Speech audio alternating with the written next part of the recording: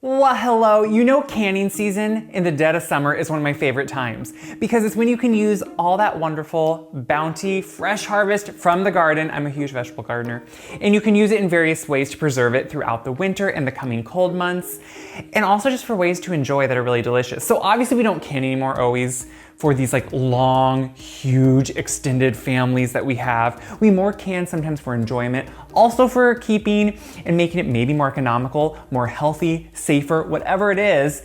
And this is one of my favorites. So grandma, my mom's mom, always canned dill beans or dilly beans, green beans that have kind of a pickled dill brine on them.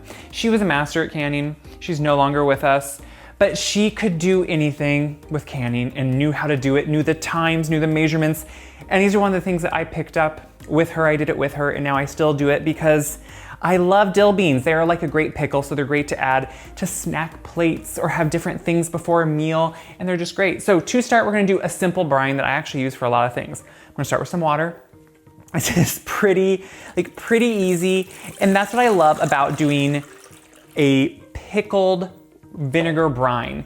It actually is really easy as opposed to a fermented pickle, which you are gonna actually ferment with just like salt and water. This is gonna be with vinegar. So it makes the canning part of it pretty easy, pretty safe, pretty carefree, and that's kind of the best part because you have a high acidity ratio here with the water, which is gonna make it a pretty easy one to do. So I'm gonna put in my vinegar. I love when I have just enough. And then we're gonna put that right in there with the water. So it's a delicious kind of great like briny pickle, and that's what you want, except with a bean. So along with that, we're gonna do some salt. So anytime you're canning, you obviously need the salt. Old recipes have a lot more salt probably than we use today, and I am using canning salt, and that's what I use in my canning recipes. So what canning salt is a finer grain of salt, and that's why it makes a difference to know. Different types of salt have different sizes to them, so they measure differently.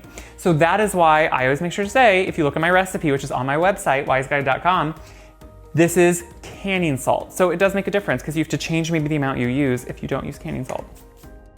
So I have that all in there. Really simple brine, water, vinegar, salt. We're gonna put this on the stove and we're gonna let it come to a simmer because we want a hot brine. So what I have is the brine going on, and now we're gonna talk about the beans. So I have the green beans here. Personally, we grow jade beans because we love to use them not only to can, just pressure can, which I have a video on that, and you can see how I pressure can beans. Then you just have canned beans whenever you want to use them. But why we love jade beans is they're stringless. They get nice long beans. When they get good size to them, like the bigger kind of chunkier ones, they still don't really get large beans in them. Some varieties get really big beans. It's just what we happen to do. I don't expect you to quit grow these just for this. But as you can see, I've started packing jars, but I have one left here. So I start with a sterilized jar. Obviously, that's important. And then, like I do with all of my pickles, I put some onion in the bottom, just some sliced onion. What this does, well, one, pickled onion is delicious. So let's just have an honest conversation about that. But also, it is gonna flavor it kind of from the bottom. So you're gonna kind of infuse it once you put everything in. And that's really what we're doing here with these, is we're infusing them with flavor right in the jar, which is what I love. So when it comes to the beans, I have them washed, I have them cleaned, and I have the stem end cut off. Now I'm keeping on the other end because it's green bean and I like it. I think it's nice to keep them on. So you can kind of go about this two ways. You can go in one by one if you want. What I do is to leave my headspace at the top of the jar. I'll kind of measure one, cut it off to make sure it fits where it should. And then I'll hold that in my hand and I'll start gathering beans, checking them for size, trimming them as I need to, and then start gathering a nice handful and then put it in one handful. Because when you put one bean in at a time, it can kind of fall over the place. So I'm gonna get a few beans ready. We're gonna start putting them in. It's a bean pickling party. What could be better? I'm finishing filling up the jar, so you can see it gets pretty packed, and I like them to be packed because when you put them in the canner, you put them with the hot brine, they contract slightly. And so you don't want them to get too loose and float around. No, when you go to the work of doing these things, I think the beauty and the art sometimes is in how they look so perfect in a jar. So I want to keep that as I'm going. So at the end, I take, kind of one by one and see if I can fit another bean in somewhere. And you kind of just put it down in. The thing is, sometimes you can overpack certain jars, but with something like a bean, there's a lot of airspace around them, and you have the ability to make sure you can get them in there. So I kind of just work it in. Some of them maybe won't go to the bottom, but usually they should. And you can always just make sure your headspace is gonna stay equal. If you need to, cut one bean just to make sure once it's in there. And this is how I kind of then finish up all the jars. I'll go through, make sure that they're packed well, that I can't fit, you know, I kind of test it. It's like, okay, I can't, oh, I can get up, no, can't get that bean in. And then I did that already with all my other jars. So my brine had come to a boil. I let it just stay kind of simmering right over here on the stove. It's hot.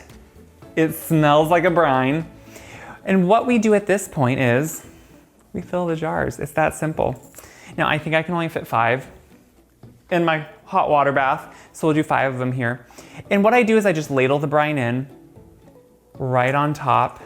Look at how beautiful. It's like instantly you're just getting beautiful. Look at that. This is how easy pickling like this with a vinegar brine is. It's super easy. You can kind of take the guesswork out of it and then just move on. Look at that. Now, once we get that brine on, when I finish this, we're gonna finish with the whole flavoring component, which is what we need, and then we'll be ready to go. So once you have the brine on, and you know what, you can do this before the brine too. Like this one I'm gonna save because I can't fit them all in and I put it on already. But what we're gonna do is add dill seed. So dill seed has such a great, strong dill flavor because it has all those oils that give it that wonderful dill flavor. Now you can use, of course, dill fronds like the flower. I don't think the flavor is as strong, so I really like using the seed. And if you want to, totally optional, but if you wanna make them spicy, and I like to, you can add some red chili flakes, just some hot pepper flakes. And you know what's great about the spicy ones? They're really good to add to like a, you know, a Bloody Mary or something like that, or just have spicy because I love that. So at the end, I always take a clean cloth, like a paper towel with hot water, and I just wipe the rim to make sure you didn't get any contaminants on it, any of that brine, anything sticky that could affect the seal. You always wanna make sure. Then you put your lid and ring that's ready. You tighten on that ring. Fingertip tight is what they say. You kind of get the knack. You don't want to do it so tight that you can't squeeze it at all, but just tight enough that like it stops and it's good. So at this point, what I do not cover the one with brine that isn't ready to go in because you want that brine to be hot when you do it. So I'll put the brine back on, keep it hot on the stove, and I'm gonna lift these over to the stove and we're gonna put them in. This is why I do everything on baking sheets with racks. It makes it easy to transport it. So I have my water bath, it's been boiling. You always have to have something in the bottom that's gonna lift the jars off the bottom, like a little rack. If you buy a black canner or like one of those ready to go ones, you don't have to worry about that because it will be all done. So I'm putting in my jars. The water is ready to boil. That brine was hot and boiling, so it should be no problem. Look at this, it's beautiful. And so you can see it's already working down those dill seeds everywhere. Now, like me, if you're thinking it's gonna be a little too hot when it starts wanting to boil, you can always just take a little bit of water out of it. That's no problem. You want it to be just covering the jars, maybe by like an inch. So you can take it out, cover them up, let it boil, and we're gonna have cans. These have went through their full water bath. You know, it's a really simple process. And guys, I'm even gonna say, if you've never done it, and you know what? You could sometime experience where a jar breaks during this process. Don't let that scare you or deter you. It can happen. If a jar has a little nick somewhere in it or a puncture, even on a new jar, they can break when they go in there during that process. So don't let that scare you into not doing it again. Those little things happen. They've happened to me. One time it happened on a batch of pickled beets. That pickled beet juice all over in the canner was not fun. But look at this, they're beautiful. They do change color slightly, obviously. They lose a little bit of their bright greenness, but they do maintain pretty much this green now. So at this point, you wanna let them sit for at least 6, 12, I usually do overnight, because you want them to cool off, obviously. In the next hour, possibly next few minutes, the seal fully pops and it will actually press down as opposed to up. The thing with a seal is you should remember, when you get it, you can make that noise, and that's because the seal isn't sealed. But once it seals, that pushes down, the air is sucked out of there, and they're sealed. So once you let them sit and they seal, you can take the rings off, and you should do that to make sure it's a good seal, make sure that lid is sealed, and then store them in a cool place. On a pickled item, you can eat them within a week or two and they taste good. I think they taste even better probably after a month. And I store them at least up to a year. I've been known to do more, it kind of depends. So let them sit, look at the beauty. You can see I did these in 1.5 tall jars because I like to be able to fit the long bean in. Usually I would do them in, and I write the recipe for a pint jar because that is more, just a little bit more traditional. This is one I've been eating on. See, I get them out, have them in my fridge. They're a beautiful bean. They have great crunch, which I like. Great briny dill. Almost sweetness to them too. I should never take 2 bites, but they're good.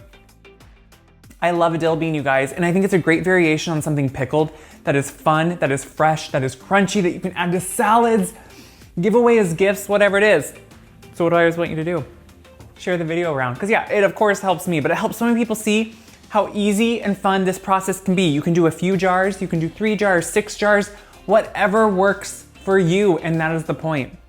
Make it work for you and it will be fun. So check my website, wiseguide.com, for this recipe. So many other recipes, indoor, outdoor. It's fun because you know what? I love the process of growing them, to canning them, to enjoying them. And that is part of the fun. So check it out. I'm gonna can my last one, and I hope you do the same.